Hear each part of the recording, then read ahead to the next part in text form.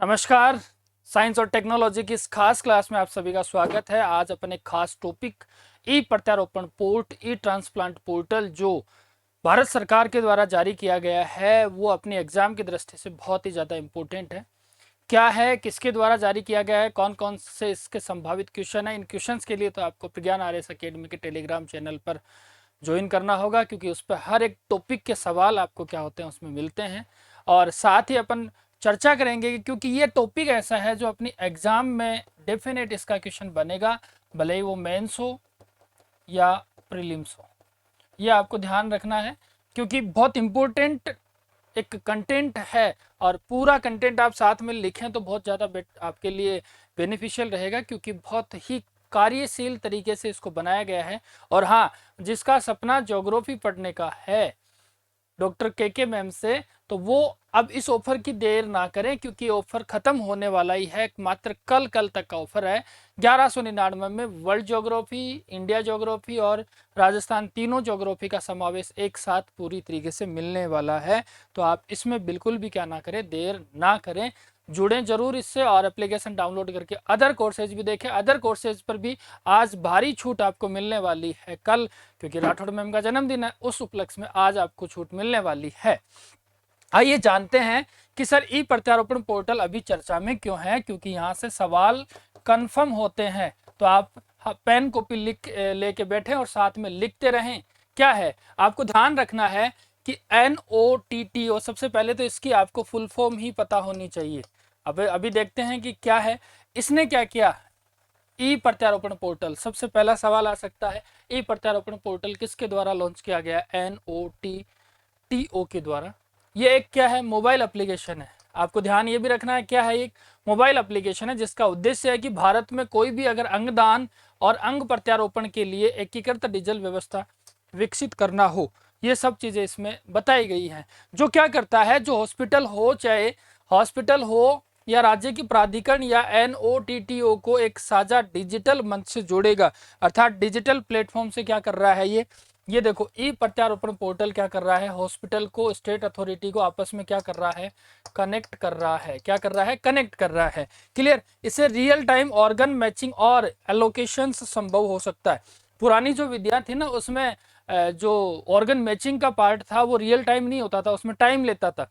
उस टाइम को अब क्या कर दिया है, अब तुरंत प्रभाव से मैच करवाना हो तो तुरंत संभव है। और अंक का आवंटन में ट्रांसपेरेंसी, स्पीड और जवाबदेही भी बढ़ेगी। इसलिए ये सवाल आपके लिए क्या माना जा रहा है, इंपॉर्टेंट माना जा रहा है। एप्लीकेशन है, अंगदार और अंग प्रत्यारोपण के लिए एक डिजिटल व्यवस्था है।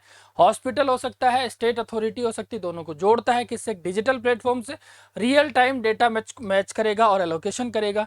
ट्रांसपेरेंसी बढ़ेगी, गति बढ़ेगी और जवाबदेहिता भी बढ़ेगी। अब ई प्रत्यारोपण पोर्टल क्या है, ये आपके लिए इससे भी ज्यादा इंपॉर्टेंट बन जाता है कि ई ट्रांसप्लांट पोर्टल अगर देखा जाए तो इंटीग्रेटेड डिजिटल प्लेटफॉर्म है जो हॉस्पिटल, स्टेट अथॉरिटी और किसको जोड़ता है, NOTTO को आपस में क्या करता है, कनेक्ट करता है। जिसका उद्देश्य है आप रजिस्ट्रेशन करें, आपकी वेटिंग लिस्ट आएगी, ऑर्गन का मैचिंग होगा, उसका एलोकेशन होगा, आपको जो पोर्टेशन आएगा उसके बाद में ट्रांसप्लांट को ट्रैकिंग करना है। ये पूरी प्रक्रिया को क्या करना, डिजिटल करना। आपको पता होगा कहाँ से मेरा ऑर्गन आ रहा है, कहाँ से कितनी दूर आ चुका है, इसकी ट्रैकिंग आप पूरी तरीके से कर सकते हो। ऑर्गन मैच हुआ है नहीं हुआ, इस सारी चीज़ों का कौन बताएगा, ई ट्रांसप्लांट पोर्टल बताएगा। Hospital, state authority, NOOT, registration, matching list, organ matching, allocation, transportation, और ये सारी चीज़ें आपके लिए इसमें सुविधाएं दे रखी हैं जिससे आपके जीवन बच सकता है। अब बात आती है कि सर ट्रांसप्लांट है वो तो पहले भी होते थे और अब इस पोर्टल से क्या होगा। तो याद रखना कि पहले अलग अलग डेटाओं से हॉस्पिटल से क्या लेना होता था, डेटा लेना होता था। अब ये सारा डेटा कहाँ मिलेगा, डिजिटल प्लेटफॉर्म पर मिलेगा। कहाँ मिलेगा, डिजिटल प्लेटफॉर्म पर मिलेगा। पहले मैनुअल रिकॉर्ड्स होते थे, अब सेंट्रलाइज्ड होंगे, क्योंकि सभी हॉस्पिटल एक साथ है ना। तो जितने भी हॉस्पिटल हैं उन हॉस्पिटल का डेटा एक साथ मिल जाएगा। पहले फोन या मैसेज के आधार पर समन्वय होता था, क्योंकि कम्युनिकेशन कैसे करना था कि हर एक हॉस्पिटल में फोन करना पड़ता था कि बताइए साहब आपके पास ये चीज़ मिल सकती है क्या। अब ऐसा नहीं है, अब डायरेक्ट डिजिटल कोऑर्डिनेशन होगा। अर्थात हम कहें कि उस जो एप्लीकेशन है उसी एप्लीकेशन पर आप क्या कर सकते हैं, कोऑर्डिनेट कर सकते हैं। पहले डेटा फ्रेगमेंटेशन होती थी, है ना। और अब इंटीग्रेटेड डेटाबेस होगा, यानी कि जितने भी डेटा है उन डेटाओं का आपस में क्या होगा, साझा होगा। पहले जो मैचिंग होती थी वो मैचिंग बहुत डिले करती थी, आदमी भले ही उसमें चला जाए उससे कोई फर्क नहीं पड़ता, लेकिन अब जो मैचिंग है वो रियल टाइम, यानी कि अगर आपके पास अभी कोई अंग आया तो उसकी मैच करवाओ और मैच करवा के आप उसको क्या कर दो, डोनेट भी कर सकते हो। मॉनिटरिंग कठिन थी पहले, अब एंड टू एंड ट्रैकिंग है। आप यहां से निकले हो और यहां आपको जाना है, इसकी भी ट्रैकिंग है, इसमें किसी भी प्रकार का क्या नहीं हो सकता, कोई भी घपला नहीं हो सकता है। हमारा एक ही मतलब है कि पहले जो सिस्टम था वो फ्रेगमेंटेड था, वो अब इंटीग्रेटेड नेशनल डिजिटल इकोसिस्टम में क्या हो चुका है, काउंट हो चुका है। तो डिजिटल इकोसिस्टम है, इसकी बात करते हैं। रोगी को रजिस्ट्रेशन कैसे करना होगा, तो रजिस्ट्रेशन के लिए पेशेंट रजिस्ट्रेशन होगा, क्योंकि रोगी अपनी पसंद के अस्पताल के माध्यम से ही प्रत्यारोपण के लिए पंजीकरण करवा सकता है। आप जहां आपको मर्जी हो वहां आप जाके क्या करो, पंजीकरण करवाओ। ट्रांसप्लांट सेंटर सीधे से आपको एक रिसेप्शन होती है, वहां जानकारी मिलती है और अपलोड कर देता है।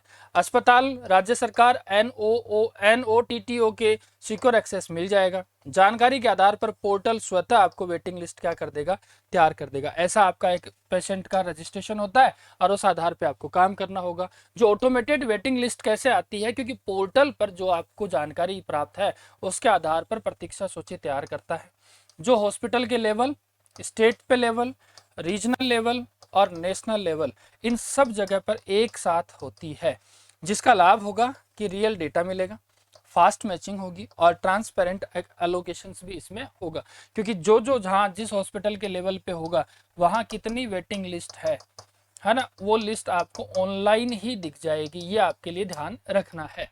फिर हम बात करते हैं कि ऑर्गन मैचिंग एलोकेशन कैसे होगा, क्योंकि ऑर्गन मैचिंग एलोकेशन में जब कोई अंग उपलब्ध होता है तो डिजिटल सिस्टम के माध्यम से आइडेंटिफाई करना पड़ेगा, किसको, सबसे पहले डोनर को, फिर ऑर्गन अवेलेबल है या नहीं उसको, फिर किसको, वेटिंग लिस्ट को, फिर किसको, सुटेबल रिसेप्शन जो आपका है उसको मैच करना होगा, फिर एलोकेशन को मैच करना, फिर ट्रांसपोर्टेशन को, फिर ट्रांसप्लांट को। इससे समय संवेदी अंग प्रत्यारोपण प्रक्रिया जो है वो और ज़्यादा क्या हो जाएगी, यानी कि आपको जो ट्रांसप्लांट करना है वो प्रभावी रूप से और ज़्यादा क्या हो जाएगी, सक्षम बन जाएगी।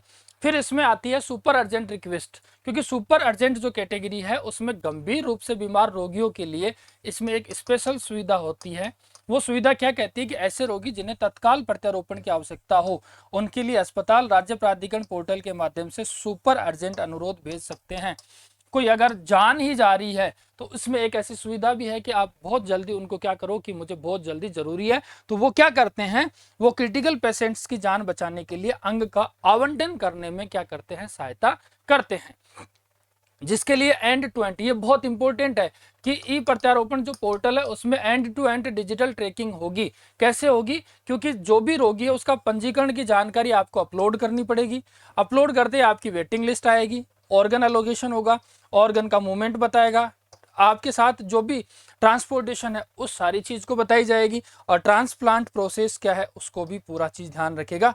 जिसमें अगर बात करें ट्रैकेबिलिटी बढ़ेगी, ट्रांसपेरेंसी बढ़ेगी और अकाउंटेबिलिटी भी बढ़ेगी। क्यों, क्योंकि अगर आपने अपलोड कर दिया तो आपकी चीज कंप्लीट दिखाएगी, वेटिंग लिस्ट कंप्लीट है, सब चीजें अगर आपकी क्या हो रही है, कंप्लीट है, तो आपकी ट्रांसपेरेंसी और अकाउंटेबिलिटी दोनों क्या हो जाती है, बढ़ जाती हैं। क्योंकि national organ and tissue and transplant organisation जो NOTTO के द्वारा क्या है, जारी किया गया है। कौन सी चीज, तो आप कहेंगे ई प्रत्यारोपण पोर्टल। अब इसका मतलब क्या है कि अंग प्रत्यारोपण होता क्या है, सबसे बड़ा आपके दिमाग में आता है कि कैसे करें ऑर्गन ट्रांसप्लांट, तो एक शल्य चिकित्सा प्रक्रिया है। ये कैसी है, एक शल्य चिकित्सा प्रक्रिया है जो क्या करती है, किसी व्यक्ति के शरीर के अंग, उत्तक या जो टिश्यू है अथवा कोशिकाओं को एक समूह निकालकर आवश्यकता वाले दूसरे व्यक्ति के शरीर में क्या करना, ट्रांसप्लांट या प्रत्यारोपित करना ही अंग प्रत्यारोपण है। जिसकी प्रक्रिया में सबसे पहले तो जो डोनर है उसकी पहचान जरूरी है, क्योंकि अंग निकालना का अर्थ है कि कौन सा अंग सावधानी पूर्वक निकालना होगा और उस ऑर्गन को आपको क्या करना होगा, कंजर्व करना होगा, संरक्षित करना होगा। फिर अंग को सुरक्षित स्थान पर जहां जरूरी है वहां उसको भेजना होगा ताकि उसका ट्रांसप्लांट हो सके। और उसके बाद उसके पश्चात क्या करनी है, देखभाल करनी है कि रोगी की नियमित जांच होनी चाहिए। ऐसा नहीं कि लगा के छोड़ दिया, उसकी जांच प्रॉपर तरीके से होनी जरूरी है। जिससे क्या होगा, क्योंकि डोनर के प्रकार देखा जाए तो आपसे क्वेश्चन पूछा जा सकता है, ये दो प्रकार का होता है, एक है लिविंग डोनर, एक है डिजीज डोनर, लिविंग डोनर को अपन कहे तो जीवित दाता है, और ये होता है मृत दाता। जीवित दाता है जो व्यक्ति अपना, अगर ऐसा व्यक्ति जो खुद जीवन में है, जीवित है, और वो क्या करना चाह रहा है, कोई अंग दान करना चाह रहा है। और मृत दाता वो होता है जो मृत्यु के बाद उसके अंग दान किया जाए। जैसे होते हैं ना कि मैं मेरे मरने के बाद मेरी बॉडी को मैं क्या कर रहा हूँ, इस हॉस्पिटल में इस काम के लिए दे रहा हूँ, तो वो कौन से होते हैं, मृत दाता होते हैं। मृत दाता कौन कौन से अंग मिल सकते हैं जो इंपॉर्टेंट है, कोई मर गया उसके अंग कौन कौन से हैं, तो एक मृत दाता विभिन्न अंगों को दान कर सकता है। खुद का हार्ट कर सकता है, तो हार्ट वाला पेशेंट बच जाएगा। लंग्स अच्छे हैं तो फेफड़े वाला पेशेंट बच जाएगा। लीवर अच्छा है तो किसी का लीवर फेलियर से जूझ रहा व्यक्ति, उसको फायदा हो जाएगा। किसी की किडनी खराब है तो जो भी अगर किडनी है वो गुर्दे से पीड़ित व्यक्ति को बचा देगा। पेनक्रियाज खराब है तो पेनक्रियाज में जो डायबिटीज की वजह से खराब होती है उसको बचा देगा। और इंटेंस्टाइन जो आंत है ना, उस वो भी दिक्कत है तो वो बचा देगा। ऐसे याद रखो कि टोटल ये 8 लोगों की क्या कर सकता है, जान बचा सकता है एक मरा हुआ आदमी। तो आप जितने भी हैं अपने भी अंग दान करने की कोशिश करें, ताकि बहुत से लोग ऐसे हैं जो परेशान हैं, उनको भी क्या हो सके, जीवन मिल सके। भारत में इसकी जो वैश्विक स्थिति है वो क्या है, अंग प्रत्यारोपण में की संख्या के आधार पर भारत विश्व में कौन से स्थान पर है, तीसरे स्थान पर है। डेटा आपको ध्यान रखना है, क्योंकि भारत सबसे पहले संयुक्त राज्य अमेरिका, चाइना और इंडिया, एक नंबर पे यूएसए में सबसे ज्यादा लोग क्या करते हैं, ऑर्गन ट्रांसप्लांट करवाते हैं। ठीक है, 2 नंबर पे चाइना है, तीसरे नंबर पे भारत है, ये भी अच्छी बात है। भारत अंग प्रत्यारोपण के क्षेत्र में लगातार बढ़ता जा रहा है, फिर भी उपलब्ध अंगों की संख्या आवश्यकता की तुलना में बहुत कम है। क्या पता भारत के अंदर ऐसी क्या सिस्टम है कि भारत वाले लोगों के अंग खराब होते जाते हैं। कोई लोग दे तो दे रहा है लेकिन देते देते ही खराब हो रहे हैं, और इन्हीं के कारण उनको प्रतिदिन जागरूक करना पड़ेगा देने के लिए, क्योंकि जो सप्लाई है, सॉरी डिमांड सप्लाई गैप है वो भारत में बहुत बड़ा है। कारण क्योंकि भारत में संख्या ज्यादा है, जनसंख्या ज्यादा होने के साथ साथ अंग प्रॉपर नहीं मिल पा रहे हैं। अब बात करते हैं NOTTO क्या है, तो national organ tissue transplant organisation है, जो एक नेशनल लेवल का ऑर्गेनाइजेशन है, स्वास्थ्य व परिवार कल्याण मंत्रालय के अंतर्गत आता है ना, director general of the health service के अधीन स्थापित है। ये क्या करता है, ऑर्गन डोनेशन, टिश्यू डोनेशन और ट्रांसप्लांट का काम करता है।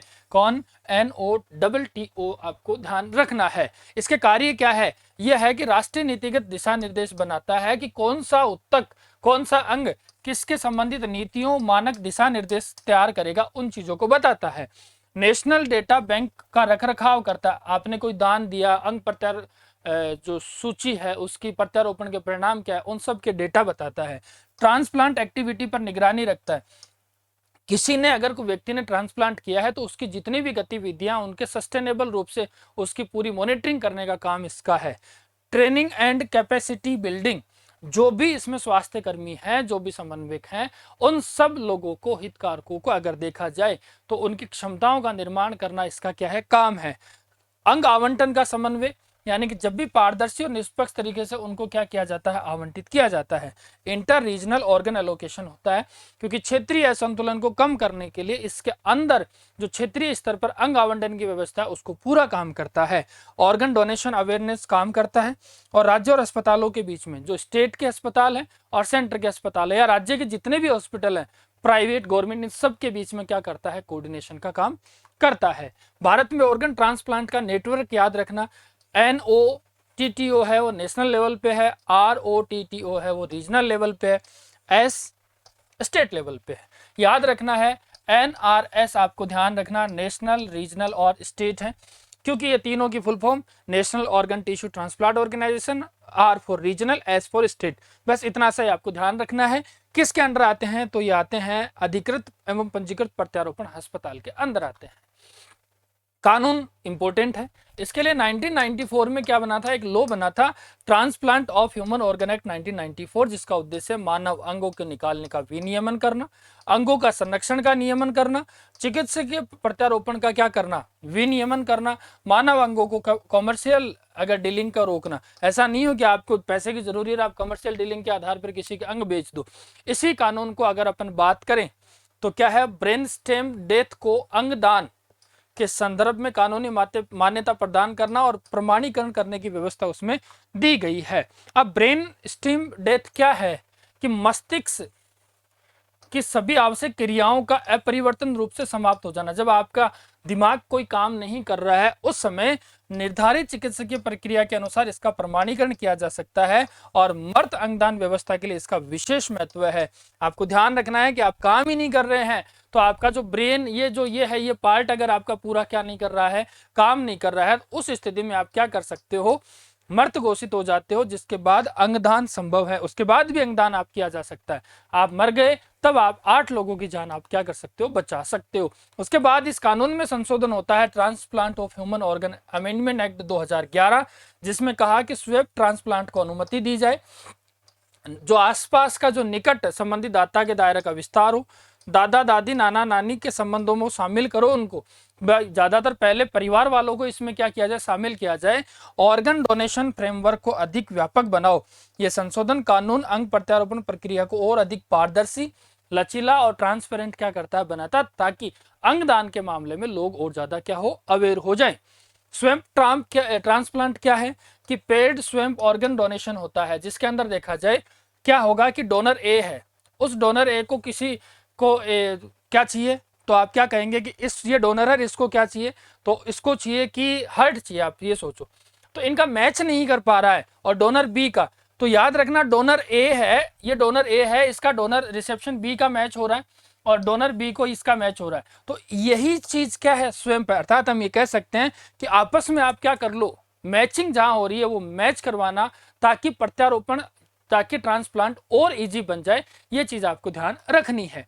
अब हम बात करते हैं THOT rules 2014, transplant of human organ and tissue rules 2014, जिसमें ऑर्गन डोनेशन में जो भी बाधाएं आ रही हैं उनको कम करो, प्रक्रियाओं को स्पष्ट करो, नियमों का दुरुपयोग रोको, गलत व्याख्या को कम करो, ट्रांसप्लांट सिस्टम को और ज्यादा कैसे आप प्रभावी बना सकते हो, ये चीज आपको ध्यान देनी है। अब नेशनल ऑर्गन ट्रांसप्लांट प्रोग्राम है NOTP, ये क्या करता है, ये करता है कि सरकार इनको क्या देती है, वित्तीय सहायता देती है। सरकार इनको क्या देती है, वित्तीय सहायता देती है, और उस वित्तीय सहायता से क्या होगा कि ट्रांसप्लांट इंफ्रास्ट्रक्चर अपग्रेड करो, जिसमें आपकी संरचना कैसे बढ़े। उसके बाद में ट्रांसप्लांट के अंदर कोऑर्डिनेशन बनाओ, ऑर्गन ट्रांसप्लांट को और ज्यादा बढ़ाओ, ट्रांसपोर्टेशन को भी बढ़ाओ, जिसमें आपकी सक्सेसफुल ट्रांसप्लांट जो सपोर्ट है वो ज्यादा बढ़े, और प्रशिक्षण ट्रेनिंग आपको ज्यादा तरीके से प्रदान हो। कैपेसिटी बिल्डिंग आपकी अच्छी होनी चाहिए, और जो मृतदाताओं के अंतिम संस्कार की सहायता है, अर्थात जो व्यक्ति मर गए हैं उनके लिए भी आप कुछ करो, ताकि अगर वो डोनर है तो उसके लिए आप उसका अंग निकालने की कोशिश करो, उनके परिवार वालों को समझाओ, अवेयर करो।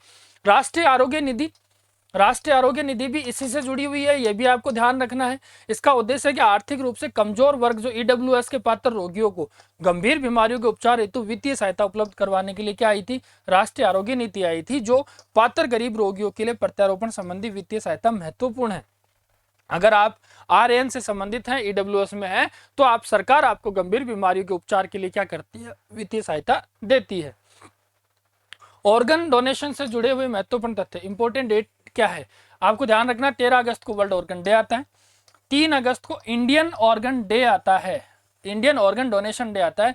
पहले 27 नवंबर को मनाया जाता था, लेकिन 2023 से इसको कब कर दिया, 3 अगस्त को कर दिया था। इसके बाद में याद रखना NOTO ऑर्गन डोनेशन मंथ माना जाता है कौन सा, जुलाई महीना, ये आपको ध्यान रखना है। मंथ कौन सा है, जुलाई।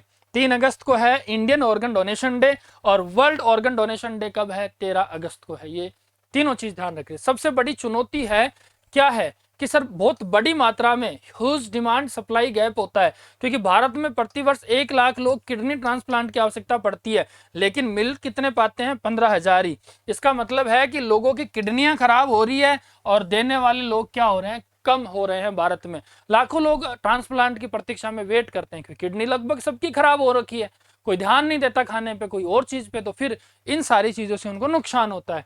अब मृत अंगदान की रेट कैसे कम करें, याद रखना, जागरूकता की कमी है ना, सामाजिक व सांस्कृतिक मान्यता है, ब्रेनेस्ट डेथ को लेकर भ्रम जो फैला हुआ है, इसको लोगों में दूर किया जाना चाहिए। परिवार की सहमति में कठिनाई आती है, लोग सोचते हैं मर तो गया, अब हम इसका कुछ नहीं देना चाहते, तो वो कुछ नहीं देना चाहते हैं, इसी वजह से तो लोगों की जान नहीं बचती। जब एक मरा हुआ आदमी 8 लोगों की जान बचा सकता है, तो ये सबसे बड़ी बात होनी चाहिए। अस्पतालों में ऑर्गन डोनेशन काउंसलिंग की कमी है, यही कारण है क्या कि लोगों को ये जो मरे हुए व्यक्ति हैं, मृत अंगदान है, उसकी कम दर आपको देखने को मिली है। फिर अंगदान में लैंगिक असमानता है, जेंडर गैप है। कैसे? लिविंग ऑर्गन जो डोनर हैं वो 56,509 है 2018 से 2023 के बीच, महिलाएं 36,000 हैं और महिलाएं ऑर्गन के जो उनको जरूरी है वो 17,000 है। अर्थात महिलाएं दाता के रूप में अधिक है, लेकिन प्राप्तकर्ता के रूप में महिलाएं कम दे। डोनर तो है लेकिन उन महिलाओं को मिल नहीं रहा।